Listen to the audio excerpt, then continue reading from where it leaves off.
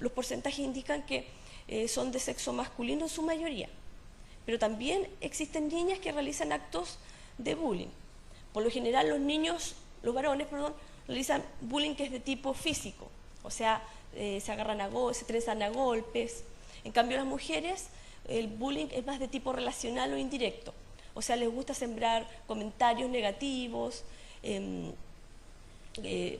burlas, ese tipo de cosas.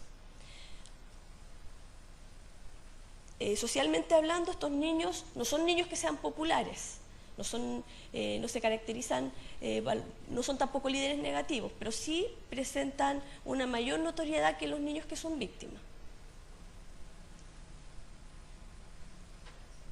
Con respecto a la tipología, existen tres tipos de agresores. ¿No es cierto? Podríamos denominar en una primera instancia un agresor que es activo, o sea, que es aquel que agrede personalmente a la víctima.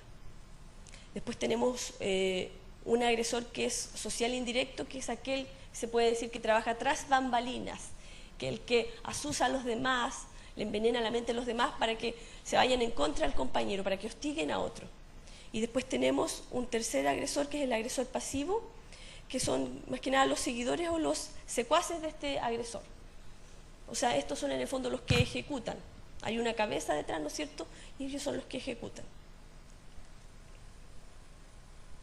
Ahora, con respecto a la víctima, podemos hablar que por lo general son niños que presentan un grado de ansiedad mayor, son niños que son más tímidos, son más tranquilos, niños de baja autoestima, que llegan a tener una visión muy negativa de ellos mismos y de los compañeros. Son niños que pasan mucho tiempo en su casa, son muy apegados a su familia, niños que también se consideran muy dependientes y apegados al hogar y que tienen una estrecha relación con la madre. Por lo general, físicamente hablando, son niños que son menos fuertes, por lo tanto son menos agresivos y menos violentos, y que tienen, como les decía yo, un alto nivel de inseguridad y de ansiedad. Ahora, existen dos tipos de víctimas. No necesariamente la víctima tiene que ser pasiva y, ¿no es cierto?, y sin capacidad de defenderse, sino que al contrario, también existe lo que se llama la víctima activa o provocativa, que es aquella víctima que por lo general se caracteriza por ser niños hiperactivos, niños que se mueven mucho.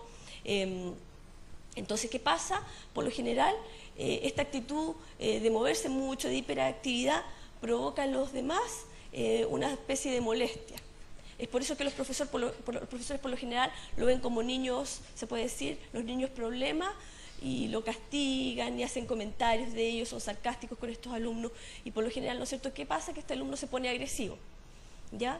Y hace que los compañeros tampoco sientan de que por las manifestaciones que han hecho los profesores de ellos, realmente se merecen ser hostigados por manifestar actitudes que no corresponden al salón de clase. Después tenemos a la víctima pasiva, que es la más común, que se trata de aquellos alumnos que son inseguros, que se muestran poco, que sufren calladamente los ataques del agresor. Más que nada está relacionado con aquellos alumnos que no son capaces de manejar las burlas o las agresiones, y lo hacen de forma pasiva, o sea, no se defienden. Se quedan tranquilos, no hablan, no se defienden. Entonces se puede decir que por lo general las consecuencias de las víctimas del bullying pueden ser tanto físicas como psicológicas. En muchos casos pueden ser permanentes en el tiempo. Algunas investigaciones refieren desde daño físico como moretones, pérdidas en el patrimonio personal de los estudiantes, hasta severas consecuencias de la salud mental a futuro, como por ejemplo depresiones severas, trastornos de la ansiedad, estrés postraumáticos, y en casos ya más extremos, incluso suicidio, pueden terminar en suicidio. En mi país ya han existido bastantes casos en donde alumnos terminan en realidad, ¿no es cierto?, quitándose la vida. Entonces, por lo general, es importante que tanto los profesores y como los padres estén atentos a los síntomas, ¿no es cierto?, que presentan un niño que está siendo intimidado. Por lo general, un niño intimidado es un niño que se ve inseguro, que presenta mucha ansiedad, que es un niño con baja autoestima, un niño que tiene problemas en la conducta, un niño que presenta cambios de ánimo, tiene pocos amigos, incluso a veces no tiene amigos. Presenta también dificultades escolares tanto en el ámbito social como en el ámbito académico. Por lo general también son niños que presentan síntomas físicos, pero estos síntomas físicos están relacionados básicamente con lo que son las somatizaciones. Niños que, por ejemplo, llegan a la casa con dolores de estómago, dolores de cabeza, con vómitos. Los padres se preocupan, los llevan al doctor y la verdad es que el diagnóstico es nulo. No hay ninguna patología de base. Por eso por eso se dice que son somatizaciones.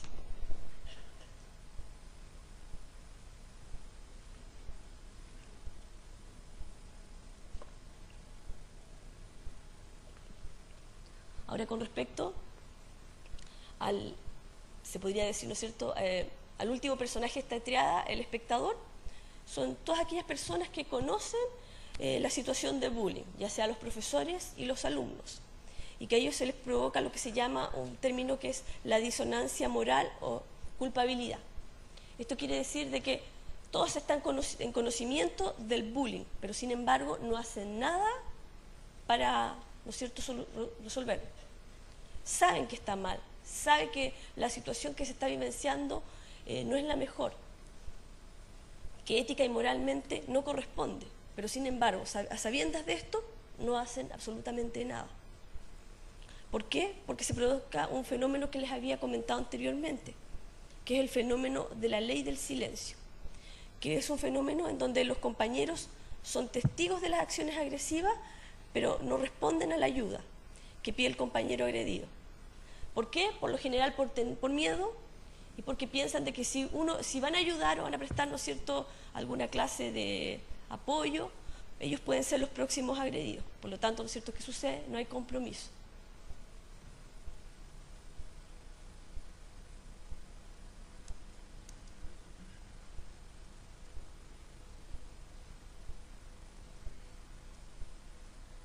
Mira, como queda poco tiempo, voy a ir adelantando. Entonces, bueno, esta es como una reflexión que igual es como súper importante. Por lo general, lo que sucede es una actitud, lo que sucede en los colegios con respecto al bullying es una actitud, mire, que encontré una foto que la representa muy bien, ¿no es cierto? Que la gente se hace, ¿no es cierto?, los profesores como los alumnos se hacen los sordos, los ciegos y los mudos, ¿cierto? ¿Y qué sucede con esta actitud? Esta es una actitud, la peor actitud que podemos tener frente a este problema. ¿Por qué? Porque en el fondo estamos incurriendo igual en un delito grave, ¿no es cierto?, que es la omisión, la negligencia, en el caso de los profesores. Se supone que los alumnos están a cuidado de uno, por lo tanto uno no podría ser negligente. ¿Y qué pasa? Pasa un problema todavía mucho peor. Nos estamos en el fondo convirtiendo en cómplices. ¿No es cierto? Una palabra fuerte, si ustedes se ponen a reflexionar.